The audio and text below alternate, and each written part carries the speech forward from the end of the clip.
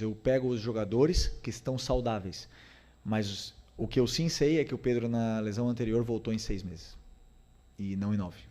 Nessa aqui ele voltou em 7. 6,5 e 7, uma coisa assim. Os dados, o doutor pode falar muito melhor do que eu, estão mais do que são mais do que seguros para nos dar a confiança de colocá-lo no campo. Então, claro que falta ritmo, falta algumas coisas nele que ele vai pegar conforme ele vai treinando e com a minutagem em campo, né? Então, não sei ainda se eu posso. Eu acho que não posso colocar ele titular. Pedro não pode jogar titular ainda. Eu acho que tem que ter uma progressão. Não sei. Agora, que os jogadores estão sujeitos a terem recidivas? Claro que sim. Mas não só ele. Todos que entram no campo, que pisam ali, têm o risco de arrebentar o joelho. Todos. De todos os times do campeonato. Não queremos que aconteça com ninguém, mas as lesões e o futebol é risco. E quem entra no campo está correndo esse risco. Eu mesmo quebrei as 2 pernas. Uma das coisas que eu bato muito na tecla e que eu luto muito é que o time não baixe o ritmo, que continue com o ritmo alto, a intensidade alta, pressionando o tempo todo. Existem alguns jogadores que, até mesmo porque estão voltando de lesão e tudo mais, que não conseguem manter o ritmo durante os 90 minutos, mas aí complementando a tua pergunta sobre o elenco, as peças no banco e com o elenco todo disponível, são extraordinárias. E eu amo ter essa dor de cabeça. Eu amo ver jogador bravo comigo porque não joga, porque isso quer dizer que eu tenho todos disponíveis. Né? E eles fazem a intensidade aumentar. Por quê? Porque o jogador que entra, ele quer fazer gol, ele quer dar assistência, ele quer fazer as jogadas, então ele pressiona, ele corre, ele luta e continua jogando bem com bola. E mantém o nível de intensidade da equipe. Então, claro que o elenco é o que faz essa diferença. E uma das coisas que eu peço muito é que com 2-0, por exemplo, 3-0, que o time nunca baixe o ritmo. E hoje eles fizeram isso e vem comprando essa ideia. Eu falei em outra entrevista que, por exemplo, o jogo é um guia para a gente para poder corrigir e melhorar a nossa equipe. Uma das coisas que falta realmente é a zona de finalização. O time chega, mas claro, as chances quando os adversários se fecham nunca são claras, né? E aí você tem que buscar recursos como cruzamento, chute e tudo mais. E claro que uma das coisas que tínhamos e temos que continuar melhorando é esse terço final. Acho que eu vi uma entrevista do Seabra essa semana que ele fala sobre criar mecanismos e a gente faz isso. A gente leva o time até ali e depois dá mecanismos para que eles ocupem bem a área, para que eles entrem nos intervalos, para que eles ataquem o espaço e encontrem soluções por si só para poder resolver. Depois a qualidade do jogador é que faz a diferença, porque eu não posso nunca fazer um treino e ensinar o jogador a chutar a bola do jeito que o Arrasca chutou hoje, é impossível. Então eu levo ele até ali, eu crio a estrutura, dou mecanismos, depois a qualidade dele aparece e sobressai. E como eu disse também, tem dias que a gente vai ser mais feliz e outro dia vamos estar mais espessos na frente do gol. Mas o importante é que o time mantenha a estrutura e a solidez, porque para mim é muito, muito importante que o time seja sólido na parte defensiva, que foi um dos guias que a gente teve que melhorar do jogo da Libertadores.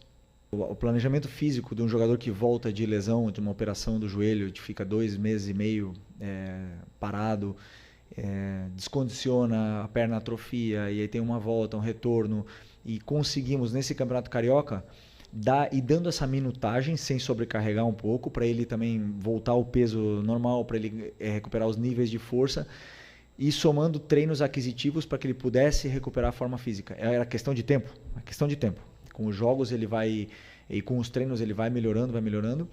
E uma das coisas que ele tem de bom é que ele se cuida, que é um cara que gosta de treinar, que treina com muita intensidade, treina todos os treinos sério, aquece sério, faz o trabalho de força na academia. Então o rendimento ele vai chegar, o físico vai chegar. E quando o físico tá bem, a minutagem vai voltar a dar a confiança necessária que o jogador perde quando fica fora, né? Fica lesionado.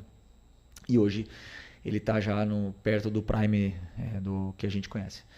É um jogador muito diferente, como eu falei, é muito diferente. Ele é muito diferente. É uma loucura ver o que ele faz nos treinos e nos jogos. É um jogador que é muito especial. E sobre a posição dele, são ajustes micro, detalhes que a gente faz, mas não é o pisar na área ou chegar mais perto da área, é uma característica dele. É um jogador que tem números. Ele te dá gols e assistências altos durante uma temporada.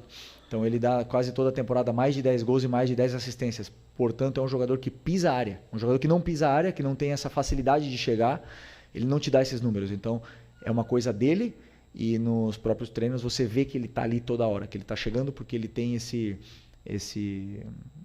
faro, né, de gol e de assistência. Então, é mais dele do que meu, esse posicionamento. Uma maratona, né? Mas o que eu peço para eles é fácil, que hoje à noite comemorem, não podem sair, mas é porque tem jogo sábado, mas eu falo assim, que comemorem, que curtam o jogo, a vitória, que esqueçam tudo e que curtam essa vitória, porque não é fácil vencer, não é fácil vencer. Confia em mim, não é fácil vencer.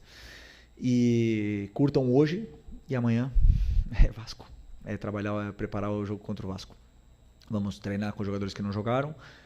Sexta-feira vamos preparar o jogo e vamos pro sábado para tentar fazer um grande jogo. Não temos que pensar na rodada 30, nem na 38. Temos que pensar na próxima rodada. Esse é o meu pensamento, o que eles também consomem, é o dia a dia, é o jogo que vem, como diria meu treinador, é partido a partido, né? A gente trabalha assim e vem dando certo. O Plata é um jogador muito completo. É um tipo de jogador que apaixona o torcedor, porque ele corre o jogo todo, ele luta, ele tem muita qualidade, ele joga muito bem pressionado. Ele não foi falso 9, ele foi 9, verdadeiro 9. É um 9 que tem que apoiar quando tem que apoiar e tem que atacar espaço quando tem que atacar. E fez um excelente jogo. O difícil é deixar o Plata fora. Isso é difícil pro treinador. Então, às vezes, quando um cara é tão bom, o treinador ele tem que dar um jeito de colocar esse jogador. E por isso que eu falo, é muito bom ter essa dor de cabeça. Porque quando não começa a Plata, pode entrar no segundo tempo.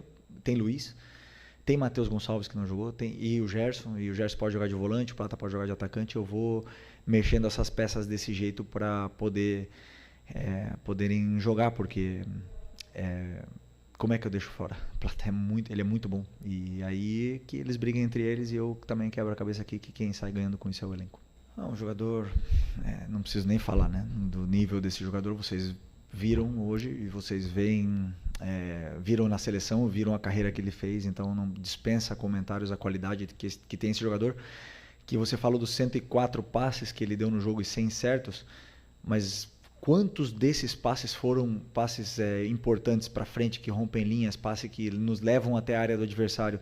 Isso são os passes que eu conto, não o número deles. Então é um jogador que escolhe o passe certo, a jogada certa, né? E isso para mim é muito importante. Não escolhe a jogada mais difícil, escolhe a jogada certa.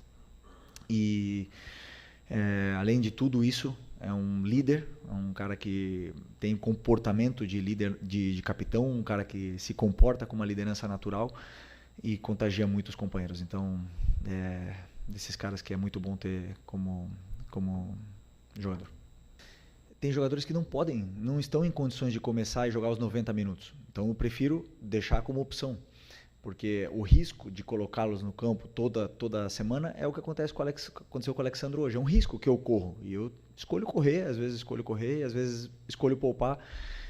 Poupar não, preservar do jogo.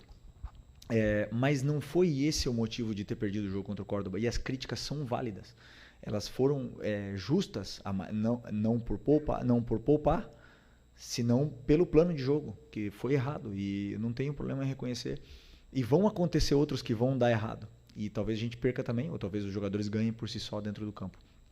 Então eu não tenho problema em ser criticado, em ser vaiado, que a torcida me cobre, porque quando eu já falei, eu vim pro Flamengo, eu sei como é que é esse clube e eu vivo bem com isso. O problema desse trabalho aqui é que eu gosto até quando dá errado. E quando